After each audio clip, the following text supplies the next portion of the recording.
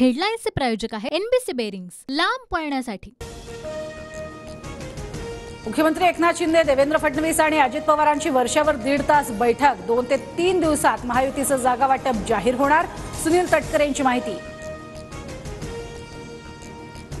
खासदार सुजय विखे आणि आमदार राम शिंदेंमधील वाद मिटवण्यासाठी फडणवीसांच्या उपस्थितीत बैठक। रात्री 8:30 वाजता बैठक। मंत्री राधाकृष्ण विखे बैठकीला उपस्थित राहण्याची शक्यता। बारामती लोकसभेसंदर्भात हर्षवर्धन पाटील यांची 9 वाजता फडणवीसांसोबत बैठक। देवेंद्र फडणवीस बारामती लोकसभेचा आढावा घेणार। बैठकीसाठी अजित पवार उपस्थित असण्याची शक्यता। महादेव जानकर महायुतीतच, महायुतीकडनं रासपला लोकसभेची 1 जागा। महादेव जानकर परभणी लोकसभेतनं निवडणूक लढण्याची शक्यता। शरद पवारांना धक्का, पवारांनी जानकरांना दिली होती माढा लोकसभेची ऑफर, तर शरद पवारांचे आभार, मात्र मी महायुतीसोबत कायम, महादेव जानकरांची प्रतिक्रिया। राजू पारवेंचा काँग्रेस सदस्यपदासह आमदारकीचा राजीनामा। थोड्याच वेळात शिंदे गटात प्रवेश करणार राजू पारवे, रामटेकमधनं लोकसभा लढणार।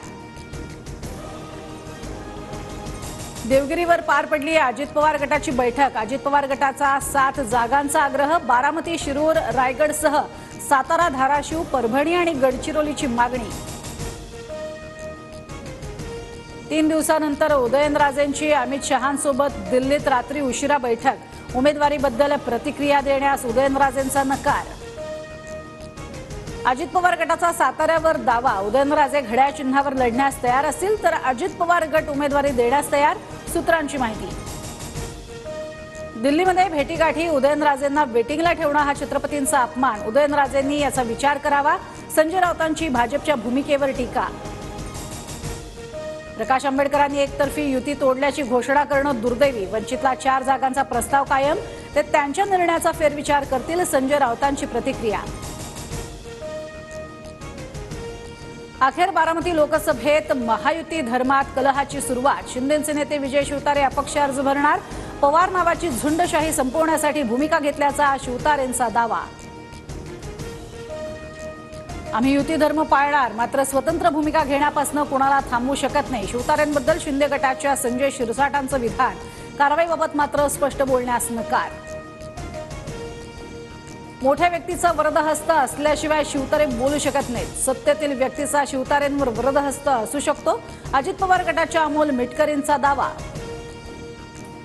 एका राक्षसाला संपवण्यासाठी दुसरा राक्षस उभा करायला नको, दोन्ही पवारांना शिवतारेंकडनं राक्षसाची उपमा।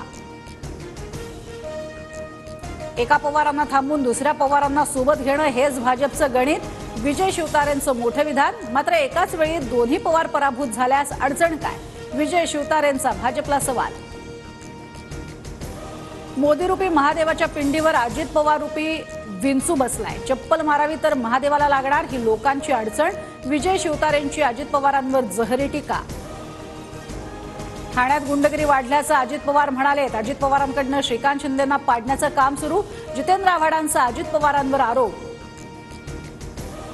अमरावतीतनं बच्चू कडू उमेदवार देणार, नवनीत राणांचा पराभव करणार, बच्चू कडूंची प्रतिक्रिया। तर बच्चू कडूंना मुख्यमंत्र्यांनी 26 तारखेला बैठकीला बोलावलं।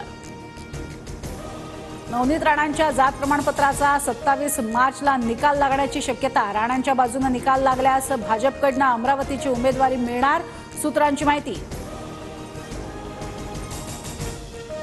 पंकजा मुंडेंच्या प्रचाराला सुरुवात। प्रथमच मुंडे बहीण भाऊ गोपीनाथ गडावर एकत्र, तर पंकजा मुंडेंनी घरी जाऊन घेतली धनंजय मुंडेंची भेट। राष्ट्रवादीचे आमदार दत्तात्रय भरणेंनी घेतली विजय शिवतारेंची भेट। महायुतीचा धर्म पाळा, अपक्ष निवडणूक लढू नका, भरणेंची शिवतारेंना विनंती। विजय वडेट्टीवार लोकसभेच्या रिंगणात उतरणार, सूत्रांची माहिती। चंद्रपुरात विजय वडेट्टीवार विरुद्ध सुधीर मुनगंटीवार लढत होण्याची शक्यता। हेडलाईन्सचे प्रायोजक आहे एनबीसी बेरिंग्स, लांब पळण्यासाठी।